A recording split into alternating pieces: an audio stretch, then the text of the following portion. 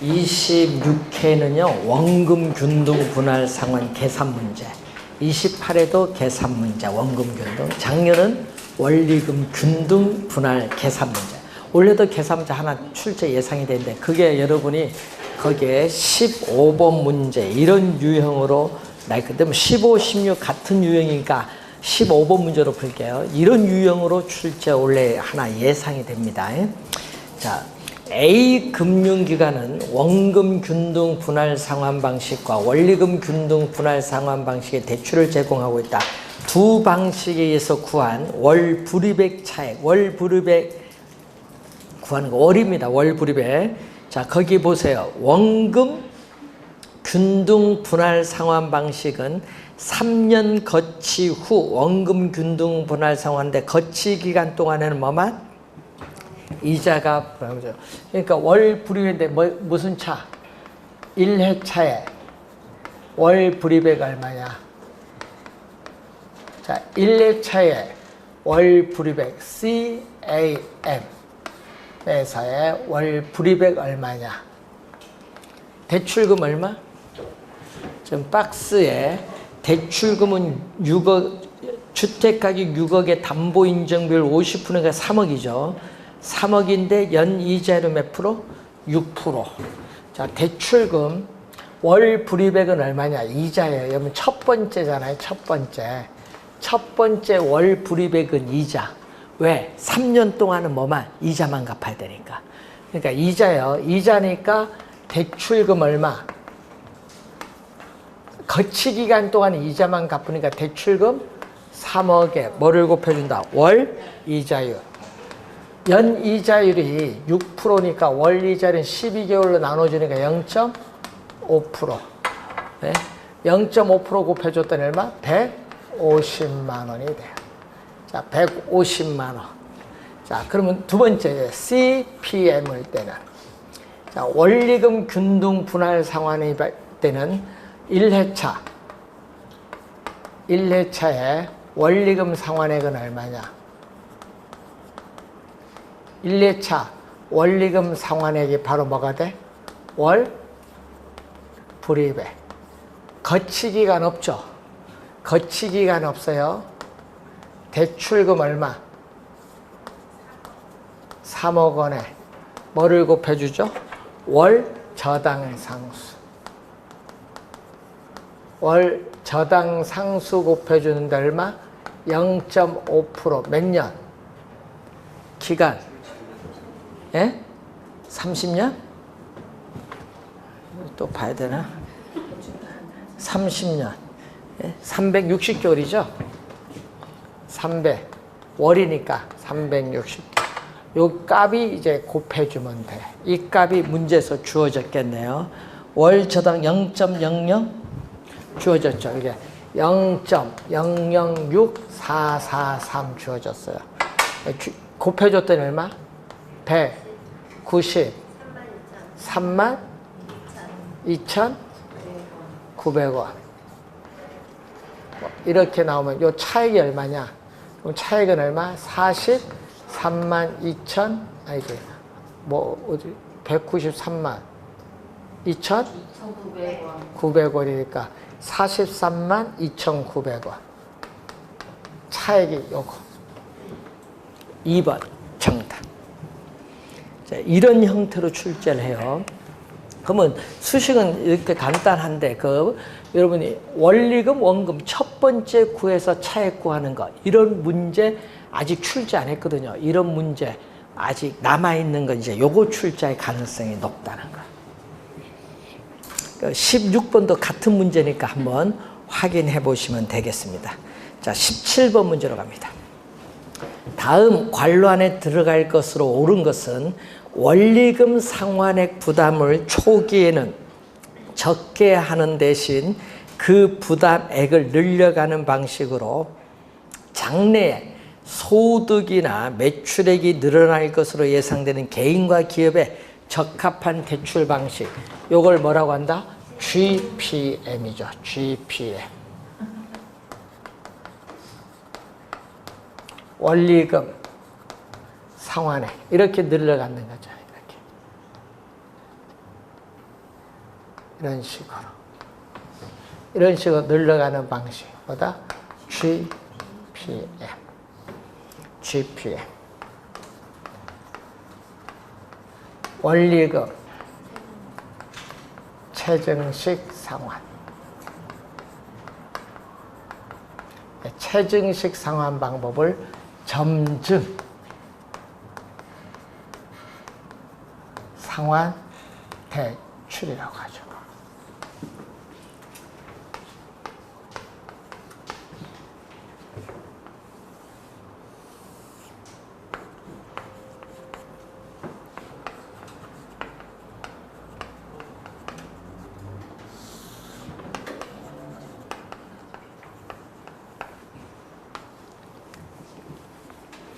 자, B 볼까요?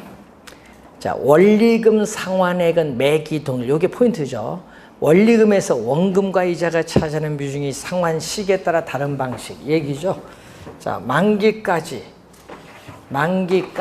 대출 기간 내내 뭐다 이렇게 동일한 금액을 상환해 나가는 방식. 이게 바로 뭐죠? CPM. 원리금 균등 분할 상환. 자, 원리금 균등 분할 상환일 때는 이렇게 되겠죠. 이자, 지급, 곡선은 우하향하는 곡선. 원금 상환 곡선은 우상향하는 곡선. 주어졌죠. 이때 초기에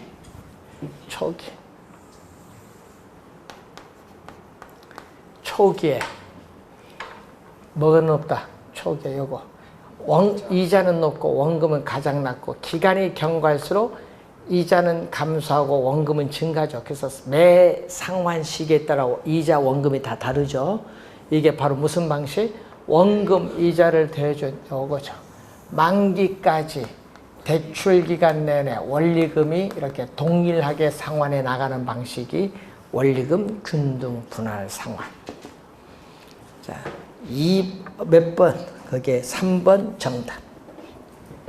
자, 18번. 상환 초기에는 원리금 상환액이 적으나 차입자의 소득이 증가함에 따라 점차 증가하는 저당 대부 방법 GPM. 1번. 점증 지불 저당 GPM이죠. 그래서 정답은 1번이 정답. 자, 19번 문제로 갑니다. 여러분 작년에도 두 문제, 올해도 두 문제거든요. 계산 하나, 이론 하나. 올해도 두 문제 출제가 또 예상되는 겁니다. 자, 옳은 것을 찾는 겁니다. 원리금 균등 분할 상환은 점증 상환 대출에 비해서 상대적으로 초기에 자금 회수가 늦다 하면 안 돼. 빠르다. 맨 끝에 늦다가 아니라 빠르다. 왜 그러냐면, 자, 여러분이 아까 우리가 원리금 균등은 어떻게 돼요? 이렇게 융자 창구가 우하향하는 직선이거든요. 그런데 초기에 보면 원리금 균등은 초기에 약간 갚았거든요. 약간 갚았기 때문에 이런 형태가 되지. 이렇게 내는 게 CPM. 초기에 여기 약간 갚았어요.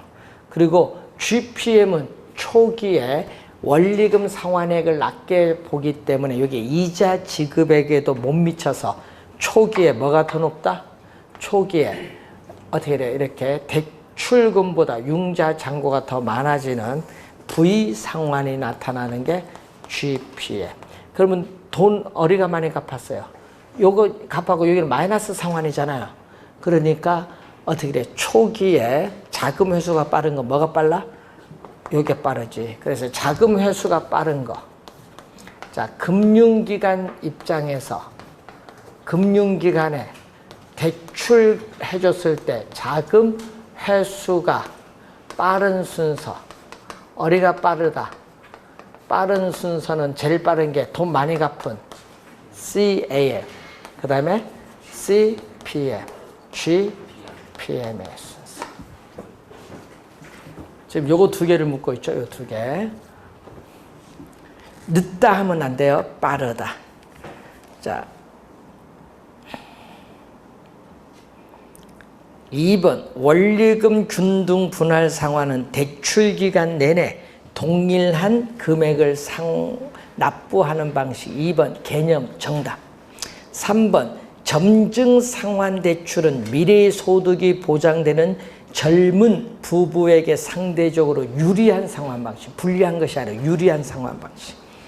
원리금 균등 분할 상환에 따르면 대출 기간 중 매월 납부하는 원리금 상환액 중 대출 원금 분할 상환의 규모는 점점 줄어든다. 요거 작년, 재작년, 2년 연속 출제된 지문인데 요거 한 5번 나온 것 같아요. 저 보세요. 원금 상환의 규모는 점점 뭐한다? 늘어나지. 늘어난다. 예, 틀린 지문. 점점 줄어드는 것이 아니라 점점 늘어난다. 4번 틀렸고 5번 점증 상환 대출은 주택 보유 예정 기간이 긴 사람에게는 불리하고 반대로 짧은 사람에게 유리하다. 왜? 처음에 원리금 상환 부담이 적게 갚으니까. 자, 20번 옳은 것을 찾는 겁니다. 대출 금액과 기타 대출 조건은 동일하다고 보죠. 원리금 균등 상환 방식은 매기 여기죠 여러분이 원리금 균등 상환 방식은 매기 뭐가 된다? 이자. 자, 여러분이 이자가 어느 정도 줄었어요? 이만큼 줄었죠? 이자가 이만큼 준 만큼 원금이 똑같이 증가. 요 금액과 이 금액이 똑같으니까 원리금 상환액이 동일해요. 그러니까 매기 이자가 감소한 만큼 원금이 뭐한다? 증가하기 때문에 원리금 상환액은 동일한 겁니다. 1번 정답. 자, 2번 원리금 균등 상환 방식은 원금 균등 상환 방식은 원리금 균등 상환 방식에 비해서 전체 대출 기간 만료 시에 누적 원리금 상환액이 더 크다. 더 작죠. 자, 대출 기간 동안 누적 원리금 대출 기간 동안에 누적 원리금 상환액이 어디가 제일 많은 줄 아세요? 우리가 만기에는 대출금을 다 갚거든요. 대출금 다 갚으니까 관계없어요. 그런데 뭐가? 이자가 문제지. 이자가 GPM이 가장 많거든요. 그 다음에 뭐가 많아? CPM이 많고 CL. 자, 누적 원리금 상환액 또는 대출 기간 동안에 이자 지급액 또 똑같아. 여러분 작년 시험에 뭐 나온 줄 아세요? 작년 시험에 요거 출제했어. 작년에 요거 출제했어. 밑에 있는 지도 순서.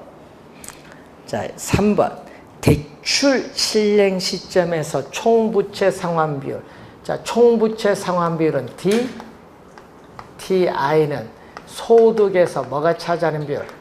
원리금 상환액이 차지하는 비율인데 실행 시점에서 어디가 더 커요? 자, 여기 보세요. 초기에 원리금 상환액은 요거네요. 자, 초기에 원리금 상환액이 어디가 더 크다? 원리금 균등이 GPM 요것보다 더 크죠. 크다. 그게 틀렸지. 자, 이런 식으로 내려가는 건 뭐다? 이런 식으로 내려가는 것은 뭐다? 요거는 CA. 그러니까 여러분 제일 많은 게 요겁니다. 자, 3번 항상 더 크다 하면 안 돼. 항상 더 작다. 4번 대출금을 조기 상환하는 경우. 자, 만기가 되기 전에 대출금을 조기에 중도 상환하는 경우에 미상환 대출 잔액이 뭐가 가장 작아요? 가장 작은 건 CAM. 가장 작아요. CAM이 가장 작습니다.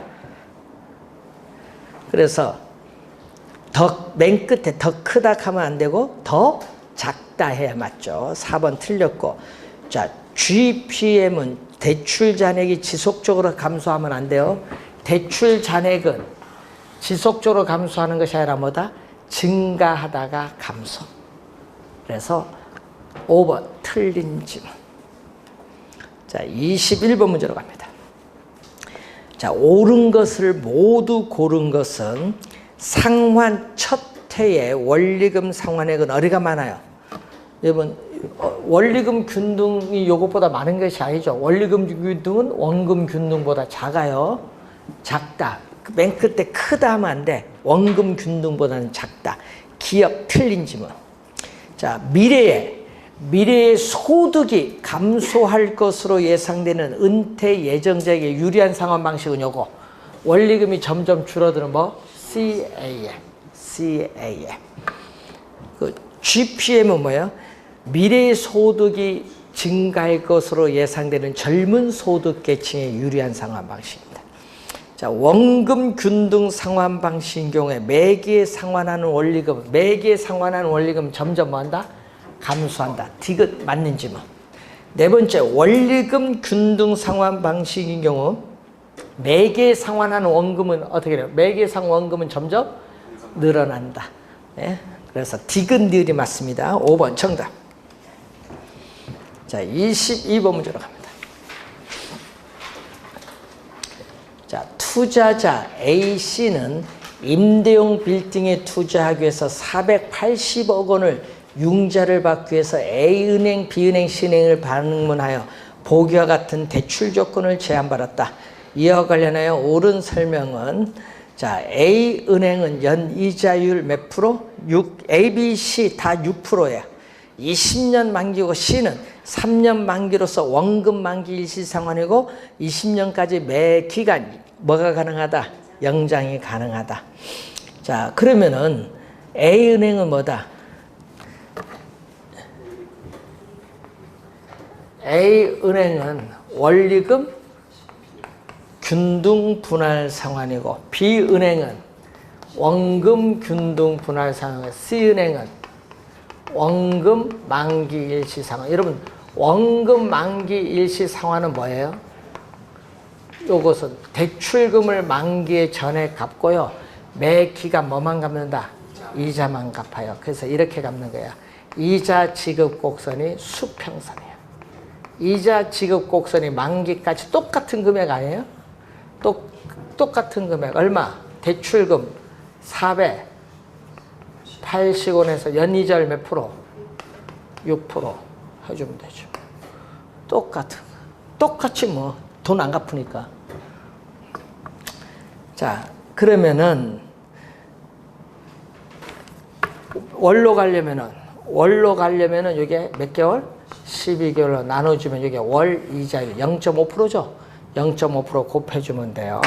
자, 그럼 첫 번째, 원리금 상환액은 항상 C은행의 대출이 가장 높다. C는 이자만 갚잖아요. 이자만 갚으면 가장 높은 게 아니지. 원금 플러스 이자 갚은 게 더 많을 텐데, 그러니까 어떻게 돼? 항상 C은행이 가장 높다 하면 안 됩니다. 그래서 C는 뭐만 갚는다? 이자만 갚기 때문에 안 돼요. 그래서 여러분이 초기에는 어디가 많겠어요? 초기에는 어디 원금 균등, 나중에 말기는 어디가 요것보다 많으니까 우리 전체 기간 따지면은 우리가 어떻게 되는지를 이제 확인을 좀 해봐야 돼. 초기인지 지금 말기인지 주어지지 않았죠. 그냥 원리금 상환액은 항상 C은행 대출이 가장 높다 하니까 틀린 지문. A, B가 C보다 많아요. 그래서 하여튼 틀린 지문입니다. 우선은. 자, 이자 상환액은 항상 B은행의 대출이 가장 높다. 이자는 항상 B가 높아요? B가 높아요? 항상 B가 높다. 여러분, 이자는 이렇게 오거든요. 자, 원금은 일정하게 상환하니까 이자도 일정하게 이렇게 우하향의 지수 일정하게 줄어드는 게 CAM이에요. 근데 처음에는 어떻게 돼? 이자는 똑같지. 뭐 대출금이 동일하니까 이자는 똑같지. 첫 번째 달에 이자는 항상 같아요. 근데 이렇게 가는 것마다 요거는 원금 만기 일시상환. 원금 만기 일시상환. 이렇게 오는 것. 이렇게 내려오는 것은 CPM. 그러니까 어떻게 돼? 이자 상환에는 항상 B은행이 어떻게 돼? 가장 높다 하면 안 되죠. 어디가 가장 높다? 이자. C가 가장 높지. 그래서 틀린 지문이죠. 3번 첫 번째 달의 원금 상환액은 뭐가? A은행에 가장 높다. 원금 첫 번째 달 원금은 어디가 가장 많아요? 원금 상환액 요거 CAM이 가장 많겠죠. CAM이 어디야? CAM은 B죠. B은행이 가장 높아요. 3번 틀렸고 4번 첫 번째 달의 이자 지급액 모두 은행이 동일하죠. 첫 번째 달 아직 돈 안 갚았으니까 이자는 세 개 다 첫 번째보다 똑같지. 그래서 4번 정답. 5번 첫 번째 달의 원리금 상환액의 시은행. 여러분 시는 이자만 갚아요. 원금은 안 갚아요. 그럼 가장 높은 건 어느 거? 요게 가장 높죠. 첫 번째 달 가장 높은 건 CAM. B은행이 가장 높습니다. 그래서 틀린 질문. 계산하는 문제 아니에요. 이해하는지 여부. 그럼 다음에 시험에 낼 때는 어떻게 되는 줄 아세요? 박스를 씌워버립니다. 대출금 얼마? 대출금 1억.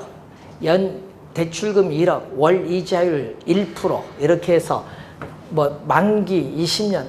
다른 조건은 변화가 없다. 그래서 이렇게 냅니다. A은행. A, B, C, D. 뭐가 돼? 하나는 CAM, CPM, GPM, 원금 만기 일시 상환. 4개를 탁 놓고 보기 5개에서 물어요. 또 말로. 계산하는 문제 아니에요. 말로 또. 이렇게 22번을 좀 약간 바꿔서 이렇게. 여기는 3개죠. 이번은 4개. GPM까지 넣어서 이렇게 또 물을 수도 있어요. 이 문제는 여러분이 8월 첫째 주에 가서 풀 겁니다. 가르쳐줘도 못 풀어요. 요걸 22번 응용한 문제, 이런 것을 이제 좀 약간 달리해서 이제 냅니다. 자, 8월 첫째 주 한번 봅시다.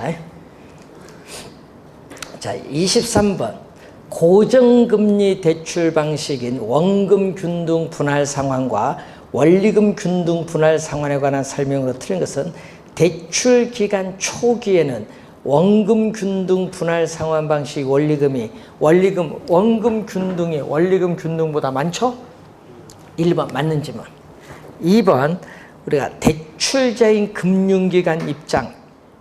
대출자 동그라미 대출자입니다. 차입자에게 원리금 균등 분할 상환 방식보다 원금 균등 분할 상환 방식으로 대출해 주는 것이 원금 회수 측면에서 보다 안전하죠. 왜? 원금 자금 회수가 빠른 게 CAM이니까 빠르니까 보다 CM이 안전하지. 그러니까 맞는 질문. 세 번째, 원리금 균등 분할 상환 방식은 원금 균등 분할 상환 방식에 비해 초기에 소득이 낮은 차입자에게 유리하다. 왜? 요것보다 원리금이 낮으니까 소득이 낮은 차입자에게는 요것보다 낮은 요것이 유리하겠지. 여기 3번 맞고 4번 원리금 균등 분할 상환 방식은 원금 균등 분할 상환 방식에 비해서 뭐가 묻는 거죠?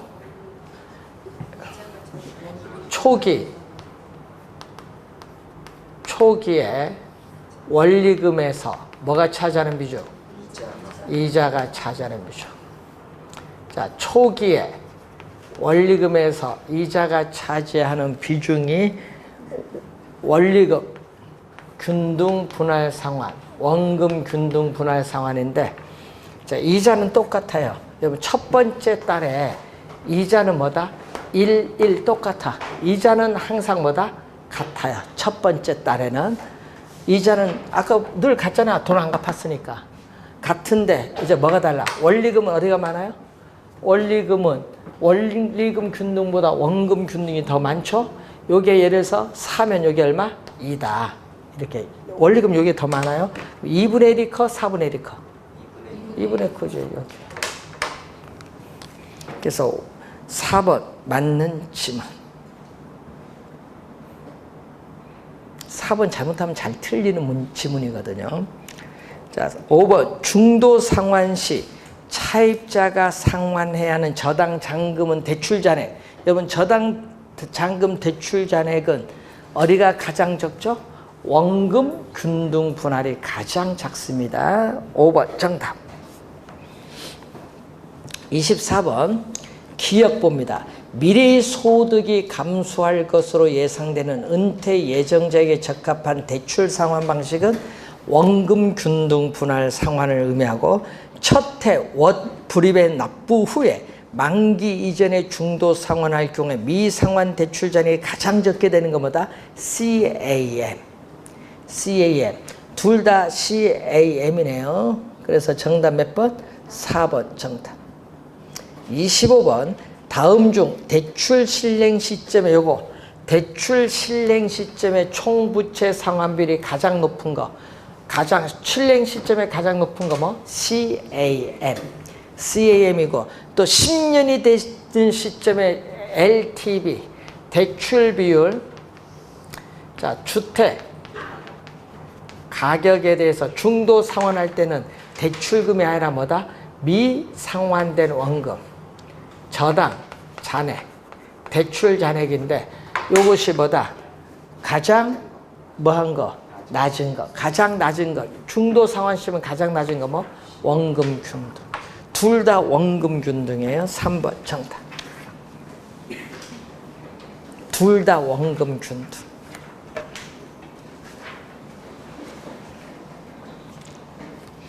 26번. 자, 대출 초기로 갑니다. 대출자 금융기관 입장에서 원금 회수율이 가장 작은 거. 자, 여러분 자금 회수가 빠른 게 원금 회수율이 가장 작거든요. 뭐다? CAM이고요. 그리고 대출 중간에 중도 상환할 경우에 미상환 대출 잔액이 또 가장 적은 것도 CAM. 2번이 정답. 자, 27번. 주택금융에 관한 설명으로 옳은 것은 자, 원금 균등 상환 방식과 원리금 균등 상환 방식의 1회차 월 불입액은 동일하다. 여러분 1회차 월 불입액은 같아야 동일한 것이 아니라 다르다. 뭐가 동일해? 이자가 동일하지. 월 불입액은 원금 균등이 원리금 균등보다 많고 이자는 동일. 그러니까 1번 틀린 지문. 2번 변동금리 이자율과 고정금리 이자율이 같고 향후 금리 상승 예상이 되는 경우에는 차입자는 뭐를? 변동금리 대출이 고정금리 대출보다 유리한 것이 아니라 불리해요. 왜? 차입자가 금리 변동에 따른 위험을 부담하기 때문에 차입자는 불리하고 반대로 누구? 우리는 대출자는 뭐다? 유리하겠지. 자, 일반적으로 차입자의 소득과 담보부동산의 가치는 시간이 지날수록 증가하는 경향으로 인해서 차입자의 채무 불이행에 따른 위험은 낮아집니다.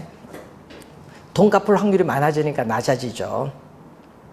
변동금리부 주택담보대출 이자율의 조정 주기가 짧을수록 금리 변동 위험은 누구에서? 차입자가 대출자에서 차입자에게로 전가. 대출자에서 차입자에게로 전가. 차입자가 대출 금액을 중도 상환할 경우에는 가장 작은 건 어느 거? 대출 잔액이 가장 작은 건 원금 균등 상환 방식. 5번 맞는 지문. 정답이 되겠습니다.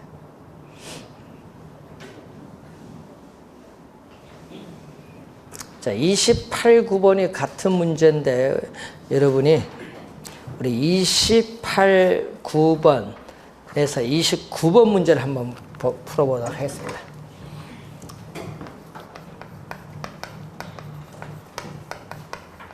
주택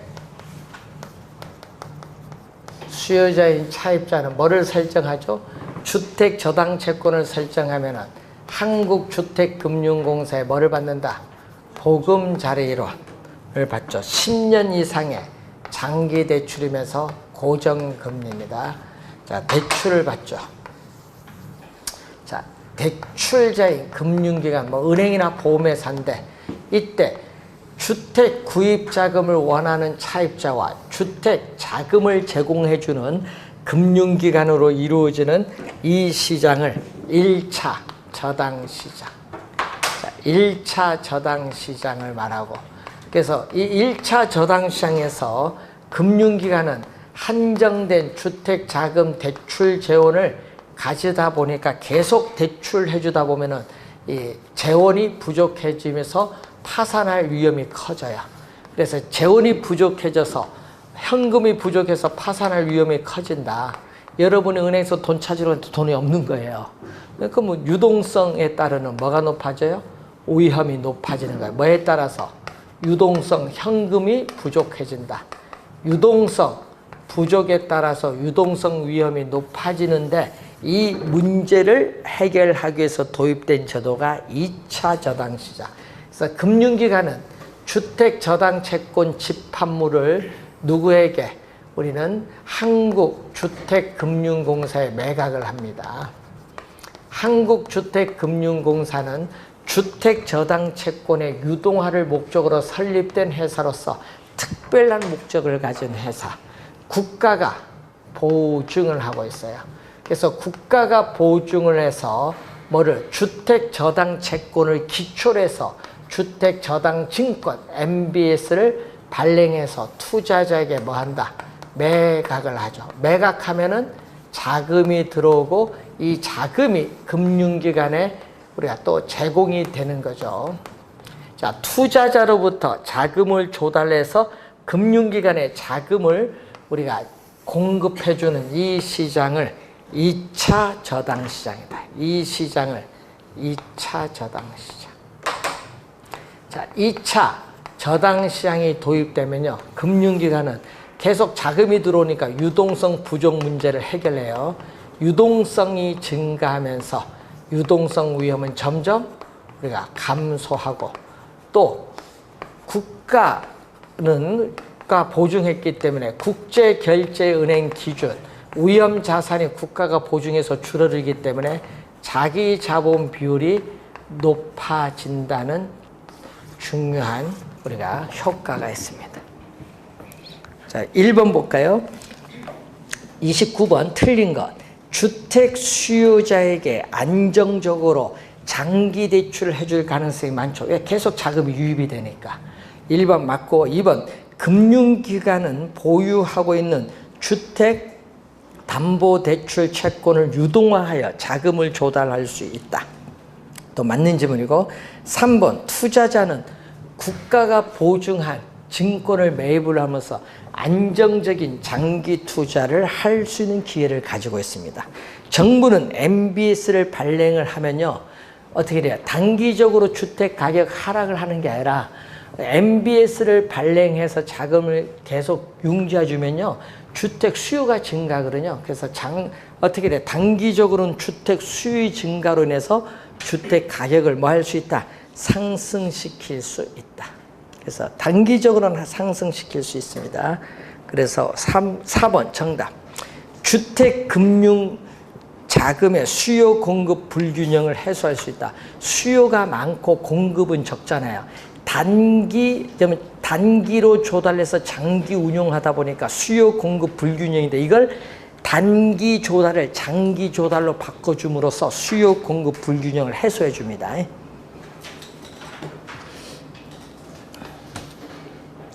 자, 30번.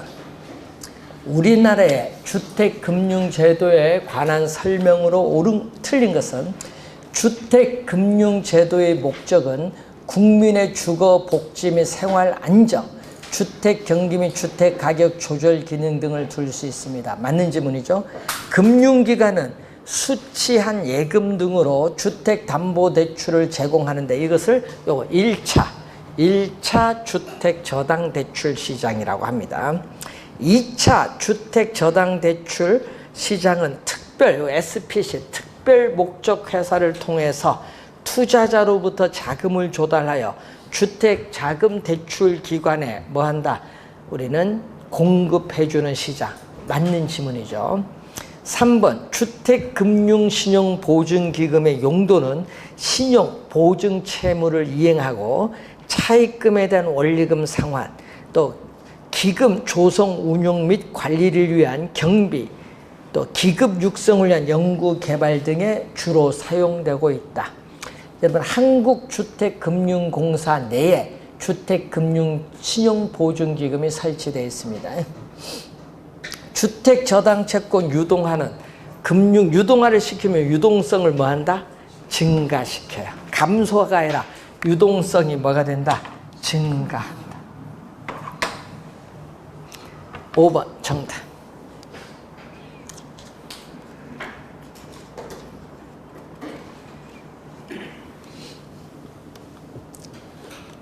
(31번) 우리나라의 부동산 증권화에 관한 설명 중 틀린 것.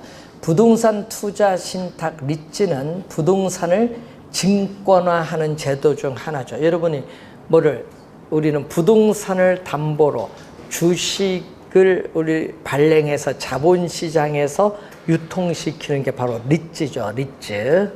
그래서 리츠 맞는 지문입니다. 부동산 증권화의 한 형태입니다. 주택저당증권은 1차가 아니라 어디서 발행한다? MBS 발행은 어디서? 2차. 1차가 아니라 2차 저당시장에서 발행되어 유통됩니다. 2번 정답.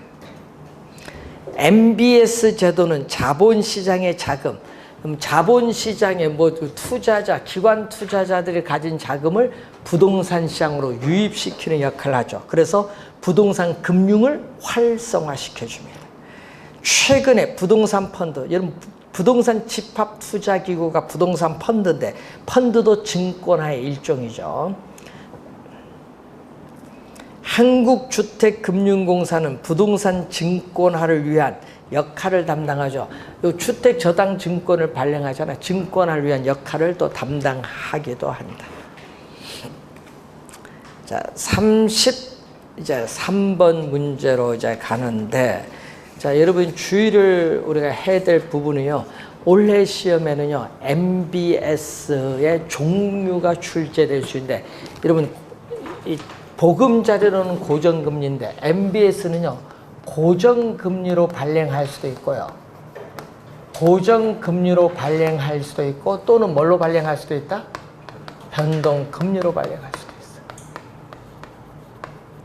있어요. MBS는 고정금리로 발행할 수도 있고 또는 변동금리로 발행할 수도 있다.